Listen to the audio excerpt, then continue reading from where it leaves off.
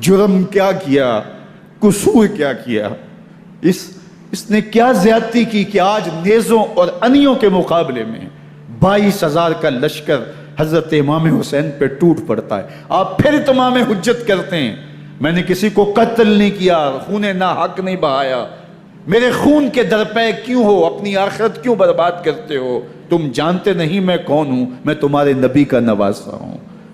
لیکن ابن زیاد کہتا ہے مقابلے میں آؤ. پھر حضرت امام حسین رضی اللہ تعالیٰ عنہ مقابلے میں آتے ہیں، اور جب گھوڑے کو ایڑ لگا کے دشمن اشقیاء پہ ٹوٹتے ہیں تو پھر ایسا منظر ہوتا ہے کہ وہ بھیڑ بکریوں کی طرح آگے بھاگتے ہیں. 71 زخم کلیجے پہ لیے شجاعت کا یہ پیکر جب میدان میں آتا ہے، آواز آتی یہ کون ذی وقار ہے، بلا کا شاہ سوار ہے، لباس ہے پھٹا ہوا غبار سے اٹا ہوا، تمام جسم نازنی چھتا ہوا کٹا ہوا، یہ نبی کا نور عین ہے، یہ بال یقین حسین ہے، یہ حسین ابن علی ہے رضی اللہ تعالیٰ عنہ. پھر چاند بادلوں میں گھر جاتا ہے، شامی ہنڈے تیر برساتے ہیں، تلواروں سے آپ کے بدن پر ضربیں لگاتے ہیں اور نیزوں سے آپ کے بدن کو پرو دیتے ہیں. جب آپ کا پیراہن بعد میں اتارا گیا تو آپ کے پیراہن میں 122 سوراخ تیروں کے تھے، 33 زخم تلواروں کے اور 34 گھاؤ نیزوں کے تھے. جب گھوڑے کی زین سے فرش زمین پر آئے بدن چھلنی تھا، زخم زخم سے خون بہ رہا تھا. 3 دن کا پیاسا حسین، اللہ اکبر، بدن زخموں سے چور، 71 لاشیں کلیجے پہ لیے، مخدرات اسلام کے پردے کا خیال دل میں الگ ہے. لیکن گھوڑے کی زین سے جب فرش زمین پہ امام حسین آتے ہیں، زبان پہ ہائے نہیں، نالا و شیون نہیں، چیخ و پکار نہیں، آتے ہی پیشانی سجدے میں رکھتے ہیں اور پکارتے ہیں اللہم ردن بقضائکا وصبرن علی بلائکا تسلیمن لامرکا سبحان ربی العالی. مالک گھر لٹا کے، بچے لٹا کے، خاندان سب کچھ قربان کر کے، اپنے بدن کو زخموں سے چھلنی کروا کے، تیروں اور نیزوں کی انیوں سے اپنے آپ کو زخمی کروا کے، تیرے حضور سر جھکا کے یہ اقرار کرتا ہوں کہ حسین تیری تقدیر پہ راضی ہے. مالک تو بھی بتا، تو بھی حسین پہ راضی ہوا ہے کہ نہیں ہوا؟ آواز آ رہی ہے اس پیاسے پر علی شیر خدا کو ناز ہے، اس نواسے پر محمد مصطفیٰ کو ناز ہے. اوروں نے بھی سجدے کیے پر اس کا عجب انداز ہے، اس نے وہ سجدہ کیا جس پر خدا کو ناز. حسین ابن علی رضی اللہ تعالیٰ عنہ کا سر انور دستے قاتل نے تب کاٹا جب وہ سجدے میں جھکا ہوا تھا. یزید نے کہا میں بیعت لوں گا، امام حسین نے کہا کبھی بھی نہیں دوں گا. یہ سر کٹ سکتا ہے، جھک نہیں سکتا. سر کاٹ کے نیزے کی نوک پہ چڑھا دیا گیا اور یہ اس بات کا اعلان تھا کہ ہم جیت گئے اور حسینی ہار گئے. اور لشکر یزید میں غوغا مچ گیا، نقارے بجنے لگے کہ ہم جیت گئے، دیکھو امام حسین شہید کر دیے گئے، اور سر کاٹ کے نیزے کی نوک پہ چڑھایا گیا. لیکن لشکر یزید سے ہی آواز آئی یہ کیسا سر ہے جو کٹ کے بھی سر بلندی ہے، کٹ گیا ہے پھر بھی اونچا ہے.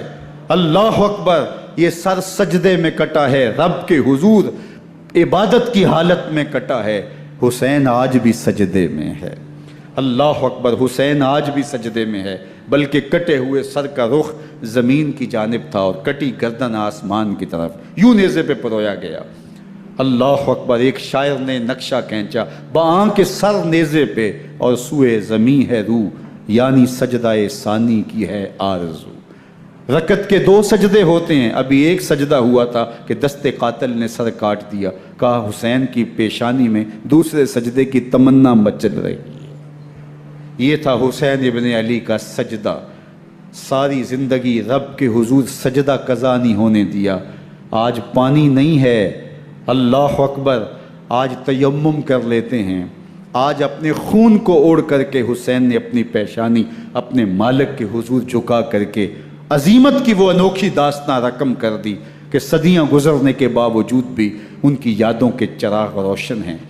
جب حضرت امام حسین اور دوسرے آیان و انصار کو شہید کر دیا گیا تو ان کے سر نیزوں کی نوک پہ چڑھا دیے گئے.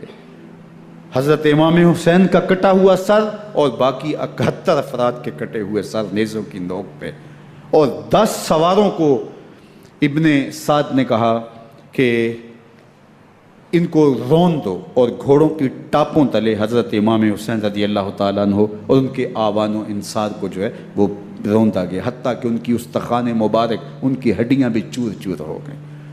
روننے سے قبل ان کا لباس اتار لیا، ان کے کپڑے اتار لیے گئے۔ اللہ اکبر، کیسی دردناک گھڑیاں تھیں۔ یزید کا صرف یہی بد کرداری کا مرحلہ نہیں تھا، اس کربلا کے صحرا کے اندر یزید نے جس طرح امام حسین رضی اللہ تعالیٰ عنہ کو شہید کیا اور حضرت امام حسین کے خاندان کو شہید کیا، جب مدینہ المنورہ پر یزید نے مسلم بن عقبہ کو مقرر کیا، جس کو بزرگوں نے مصرف بن عقبہ کہا ہے، تو اس کو کہا 3 دن تک مدینے کا حرم تمہارے لیے حلال ہوگا، جو چاہو تم کرنا، اور شامی فوجوں کو اجازت ہوگی۔ تو وہاں بھی انہوں نے 10,000 تابعین اور 700 صحابہ کو شہید کیا۔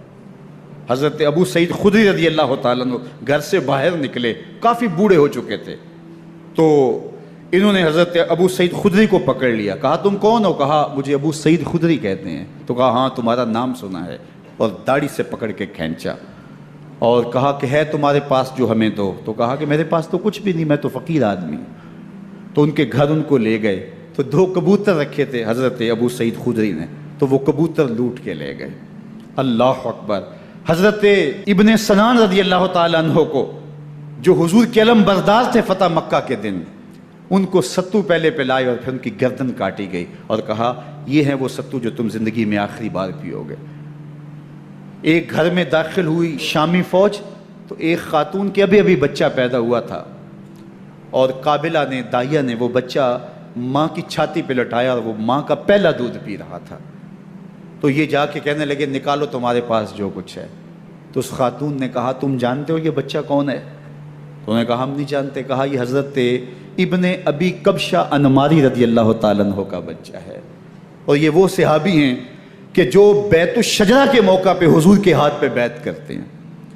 انہوں نے اس چیز کا لحاظ نہ کیا کہ جو کچھ ہے وہ ہمیں دو، ورنہ تیرے بچے کے نہیں چھوڑیں گے۔ تو ماں بچے سے مخاطب ہو کے کہتی ہے، ابھی بچہ پیدا ہوا ہے اور ماں سے پہلا دودھ پی رہا ہے، کہ بیٹے اگر میرے پاس کچھ ہوتا، وہ قیمتی سے قیمتی چیز بھی ہوتی، تیری جان کے لیے قربان کرتی، لیکن اس وقت میرے پاس کچھ ہے نہیں۔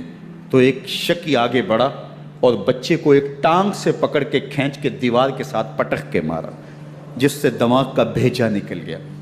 کیا کیا زیادتیاں نہیں کی۔ 700 صحابہ حرہ کے واقعہ میں شہید کیے یزید نے، اور 10,000 تابعین شہید کیے۔ مسجد نبوی میں ممبر رسول کے ساتھ گھوڑے باندھے، اور وہ ممبر رسول اور مصلی رسول کے قریب لید کرتے رہے۔ حضرت سید عبد المسیب فرماتے ہیں میں نابینا تھا اور حضور کے روضہ انور کے پاس بیٹھا تھا، اور یزید کے سپاہی آتے، جو بھی مسجد میں نظر آتا پکڑ کے لے جاتے، مجھے نابینا سمجھ کے چھوڑ دیتے، لیکن میں پریشان تھا کہ ظہر کا وقت ہوگا، عصر کا وقت ہوگا، مغرب عشاء کا وقت ہوگا، نہ اذان نہ اقامت نہ جماعت، تو کیسے مجھے پتہ چلے گا کہ نماز کا وقت ہو گیا، اور کیسی میری نمازوں کا کیا بنے گا؟ میں اس فکر میں بیٹھا تھا۔ لم ازل اسمع الاذان والاقامت من قبر رسول اللہ صلی اللہ علیہ وآلہ وسلم۔ فرماتے ہیں جب بھی پھر نماز کا وقت آیا، گنبد خضرا سے اذان کی بھی آواز آئی، اقامت کی بھی آواز آئی۔ 3 دن تک مسجد نبوی کے اندر گھوڑے بندے رہے، اور مدینہ کی حرمت پامال کی۔ مدینہ کے گھروں کے اندر یہ بدکماش داخل ہوئے، اور جو بدکاریاں انہوں نے کی، کلیجہ منہ کو آتا ہے۔ 1002 شیزائیں ان بدکاروں کی بدکاریوں کی وجہ سے کنواری حالت کے اندر حاملہ ہوئی۔ 3 دن تک مدینے کا حرم انہوں نے پامال کیا، اور پھر مکہ المکرمہ میں کعبہ اللہ پر گولے برسائے، اور کعبہ کا غلاف جل گیا۔ وہ تو یزید مر گیا، اور حضرت عبداللہ ابن زبیر رضی اللہ تعالیٰ عنہ نے اپنی خلافت کا اعلان کیا۔ یزید کے یہ کرتوت تھے، ادھر اہل مدینہ کو ستایا، ادھر اہل مکہ کو ستایا، اور رسول اللہ صلی اللہ علیہ وسلم کے خانوادے کی بے حرمتی اور توہین کی۔ نہ صرف انہیں قتل کیا گیا، ان کی لاشوں پہ گھوڑے دوڑائے۔ ابن سعد اور شمر جو ہے وہ خیموں میں داخل ہوا، اور مخدرات اسلام کی چادریں چھیننے کی کوشش کی۔ حضرت زینب سلام اللہ علیہا نے مخاطب ہو کے کہا ہمارے چہرے کے رکھوالے چلے گئے ہیں، ظالم تو خیال نہیں کرتا ہم رسول اللہ کی بیٹیاں ہیں،